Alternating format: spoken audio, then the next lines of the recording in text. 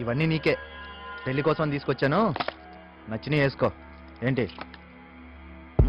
నేను కాలేజ్కి వెళ్తాను. కాలేజే ఇక్కడికి వస్తుంది. కావాల్సి వస్తే నీ ఫ్రెండ్స్ ని లెక్చర్స్ ని ఇక్కడికే పిలిపించుకో. నువ్వు వెళ్ళడం మాత్రం కుదరదు. నమ్మకం లేదని చెప్పు. అయినా నేను నిన్ను ఇష్టపడ్డాక నా నుంచి నేను దూరం చేసేవాడు ఇంకా పుట్టుండడు, పుట్టినా ఇక్కడికి రాలేడు. అన్నా వాడు వచ్చాడన్నా. ఎవడు రాడు? ఆ రోజు చైన్ తాగట్టు పెట్టినాడన్నా.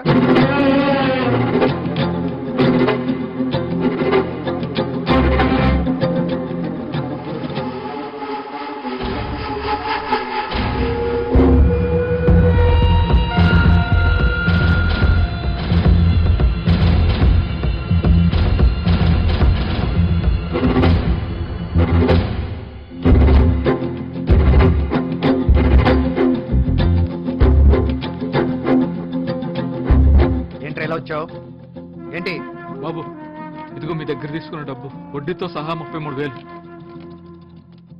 వస్తాం బాబు, పదరా. రేయ్,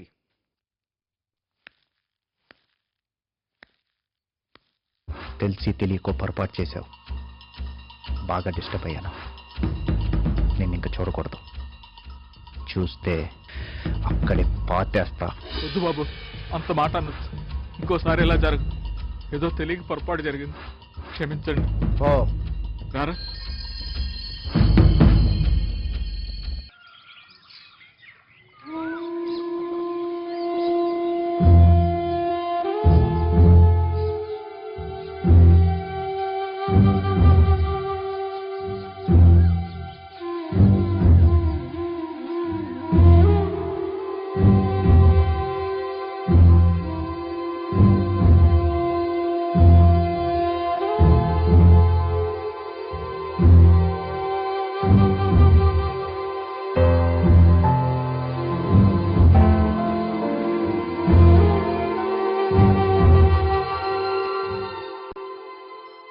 ఏదైనా చిన్న జాబ్ అంటే చూడండి సార్. ఏదో పెద్ద బిజినెస్ చేసి బిల్గేట్స్ అయ్యేవాడికి ఈ తొక్కలో బ్యాంక్ ఉద్యోగం లెక్క ఏం కవిత?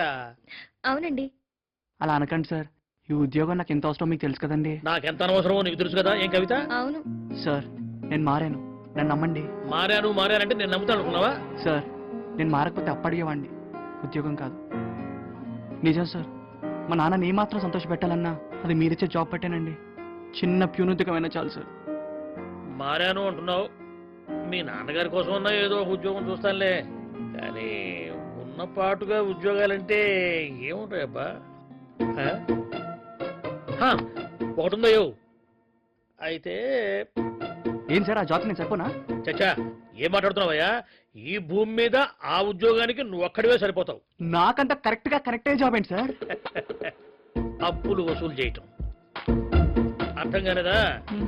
ఎవడైతే మా బ్యాంకులో హౌసింగ్ లోను, క్రాప్ లోను, అట్లాగే క్రెడిట్ కార్డు మీద డబ్బులు తీసుకుని ఎగ్గొట్టి మాకు దొరకకుండా తిరుగుతూ ఉంటాడో వాడిని పట్టి డబ్బులు వసూలు చేసి మాకు హ్యాండ్ ఓవర్ చేయాలయ్యా. ఏం కవిత? ఏంటి సార్ ఏడిపెత్తున్నారా? ఏడిపించడం ఏంటయ్యా? యాక్టింగ్ లో ఎన్టీఆర్ ను, రాజకీయంలో రాజశేఖర రెడ్డిని, అప్పుల్లో నిన్ను మించిన వాడు ఎవడన్నా ఉంటాడా ఈ రాష్ట్రంలో? అప్పు ఎగ్గొట్టిన వాడు ఎప్పుడు ఎక్కడ ఉంటాడో నీకంటే టక్కును చెప్పగలవాడు ఎవడయ్యా ఈ ఊళ్ళో? అందుకే ఈ జాబ్ కు నువ్వే కరెక్ట్.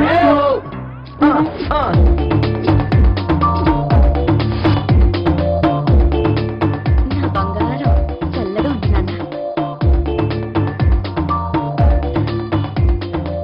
All the best.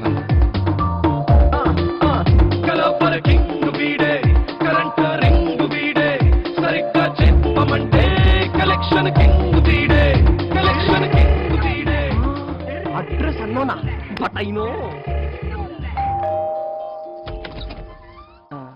ఏమండి, వీరసింహం గారు ఉన్నారండి?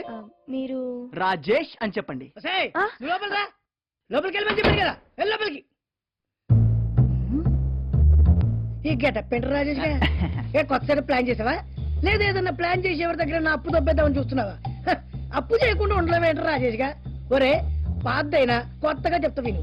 అప్పు చేసి కందిపప్పు తినే బదులు గంటి దాయి గౌరవంగా బతకడం బెటర్ రా. నేను చెప్పేది సింహం, వీరసింహం మాట్లాడుతుంది ఇక్కడ. పూర్తిగా చెప్పేది విను. ఒరే, నేనే ఎవరి దగ్గర అప్పు చేసి ఇవాళ ఇస్తానికి వెళ్ళకపోయాననుకో, రేపు పొద్దున కల్లా ఈ వీరసింహం చచ్చిపోద్దురా. నేను చచ్చిపోతా. I will die tomorrow morning. 2 train పట్టాలు. You know that? నీ లెక్క ప్రకారం నువ్వు సత్య సంవత్సరం అయి ఉండాలి. మరి నువ్వు ఇంకా బతుకున్నావేంట్రా? రాన్నా ఏరా, నేను చచ్చిపోయే సంవత్సరం అయి ఉండాలా? నేను ఎందుకు చచ్చిపోవాలరా? నేను నీ దగ్గర ఏమైనా అప్పు చేశానా? ఆవేశపడుతున్నాయి. State bank, HDFC bank, ICICI bank, Vysya bank, Dena bank, లేనా బ్యాంకు అన్ని బ్యాంకులను అప్పు చేశారా? మొత్తం మీదుగా వదిలేసింది 2 బ్యాంకులు, బ్లడ్ బ్యాంకు, ఐ బ్యాంకు. అయినా అవన్నీ అడగడానికి నువ్వెవరు?